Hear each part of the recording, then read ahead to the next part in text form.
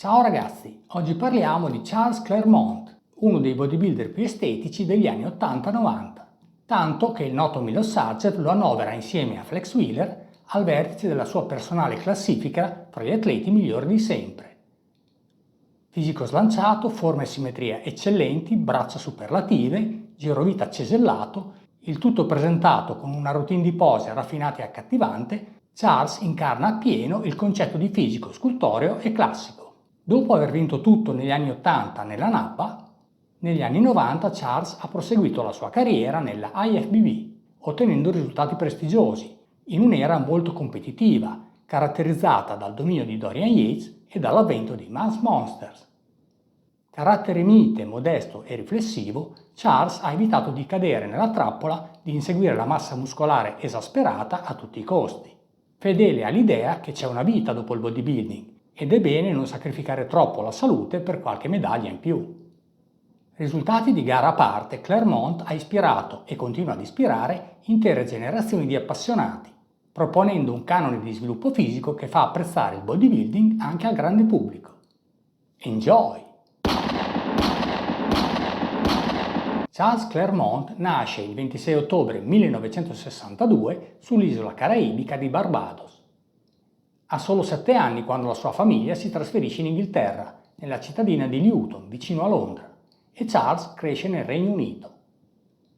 Giovane robusto e avventuroso, da ragazzo si arruola nel reggimento dei paracadutisti dell'esercito britannico, dove resterà per 4 anni e mezzo, imparando a convivere con un ambiente duro come quello dei parà. Nei primi anni 80 comincia ad allenarsi in palestra per il bodybuilding e, dotato di una buona base genetica, cresce rapidamente.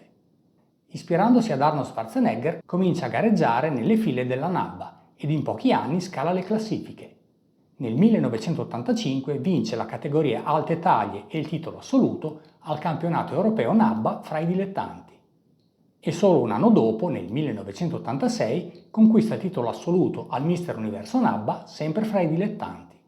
Diventato professionista, fra il 1988 e il 1990 vincerà per ben 3 volte di fila il titolo di Mister Universo NABBA Pro.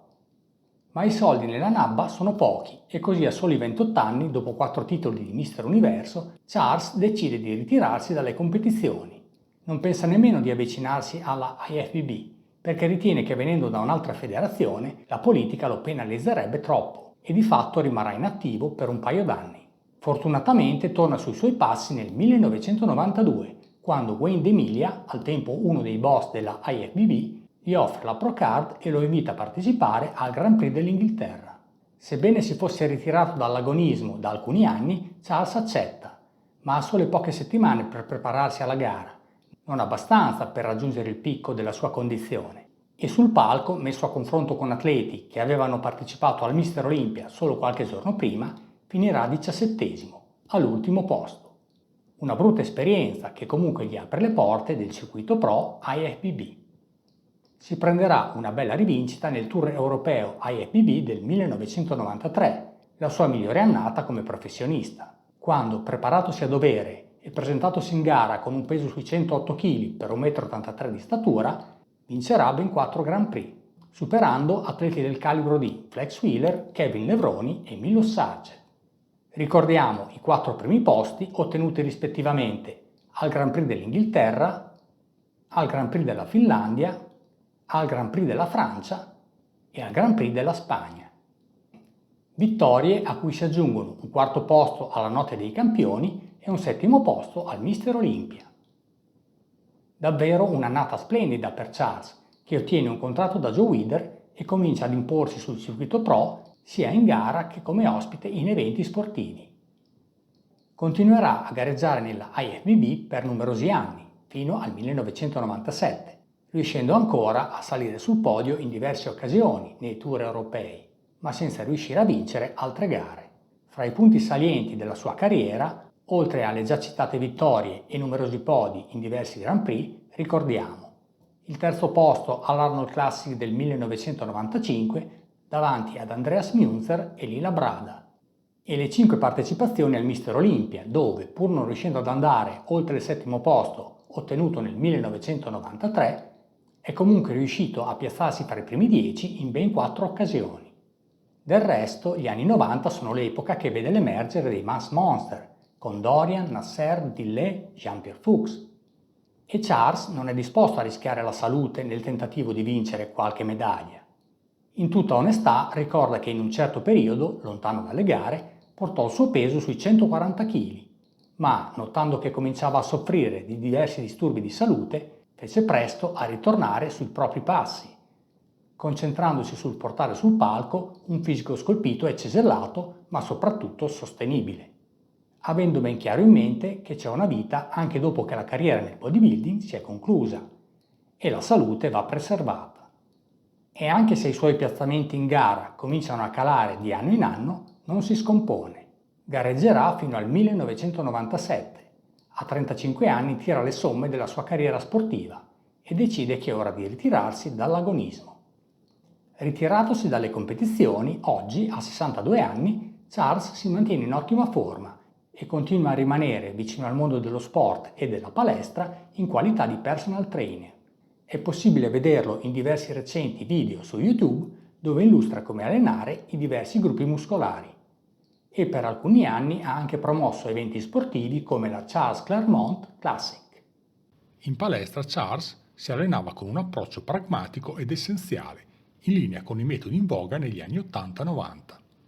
All'apice della sua carriera come pro si allenava 6 giorni a settimana. Nel periodo lontano dalle gare utilizzava prevalentemente esercizi base, mentre introduceva più esercizi di isolamento e un maggior volume di lavoro durante le fasi di preparazione per le competizioni. Le linee guida del suo approccio erano semplici e pratiche e possono essere riassunte nei 3 punti seguenti. 1. Privilegiare gli esercizi base. 2. Aumentare i carichi di lavoro progressivamente nel tempo, in linea con il principio del sovraccarico progressivo. 3. Adottare una cadenza dei movimenti controllata, evitando di sacrificare la corretta forma di esecuzione degli esercizi per sollevare più peso. Da esperto scultore del corpo, consapevole che il bodybuilding non è sollevamento pesi, ma costruzione di un fisico proporzionato e simmetrico, negli esercizi enfatizzava la connessione mente-muscolo, al fine di stimolare il gruppo muscolare target in modo selettivo, a volte eseguendo delle contrazioni statiche durante le ripetizioni, per aumentare l'intensità dell'esercizio.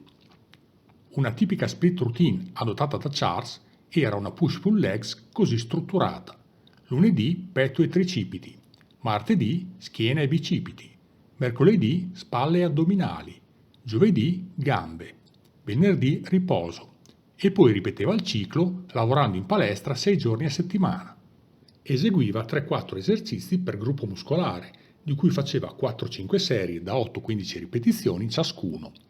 Una tipica routine per la schiena era la seguente. Cominciava eseguendo degli stacchi da terra. A seguire passava ad un movimento di tirata verticale, con delle trazioni alla lat machine con presa ampia, e poi un esercizio di tirata orizzontale, come il rematore con bilanciere o il rematore T-bar, e per concludere rematore al pulley basso. Per aumentare l'intensità del lavoro, manteneva brevi tempi di riposo tra le serie e per variare lo stimolo allenante modificava periodicamente la sequenza di esecuzione degli esercizi. Un approccio old school classico e senza fronzoli, nessuna tecnica esotica, solamente precisione nell'esecuzione dei movimenti, focus sui muscoli target e tanto lavoro. Anche lato alimentazione l'approccio di Charles era basico ed essenziale.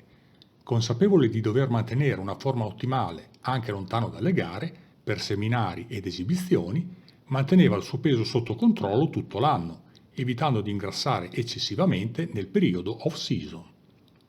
La sua dieta consisteva nel classico menù del bodybuilder degli anni 80-90. Consumava 5-6 pasti al giorno, composti di tante proteine, ottenute preferibilmente da fonti magre come pesce, pollo e albumi d'uovo, moderava le quantità di carboidrati, gestendole in funzione del periodo e delle esigenze agonistiche, privilegiando alimenti come riso e patate, e limitava l'apporto di grassi. Settimanalmente si concedeva qualche sgarro dalla dieta, per rilassare la mente e limitare lo stress di una selezione dei cibi restrittiva. Riassumendo, Charles Clermont è stato uno dei migliori rappresentanti del fisico classico degli anni 80-90 e uno dei più grandi campioni di sempre del Regno Unito. Dopo aver dominato la scena nei ranghi della NABBA, è diventato uno dei protagonisti come professionista nella IFBB, ritagliandosi una nicchia nella storia del bodybuilding come uno dei migliori rappresentanti del fisico estetico, con una linea in grado di rivaleggiare con i migliori atleti di sempre, da Serge Nubret a Frank Zane, da Lila Brada a Bob Paris, da Francis Benfatto a Flex Wheeler, solo per citarne alcuni.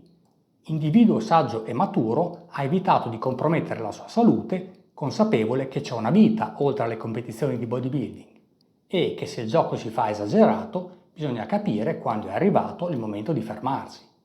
In sintesi, un ottimo atleta che ha superato il test del tempo e un modello di fisicità classica che resiste negli anni, a dispetto dei trend e delle mode del momento.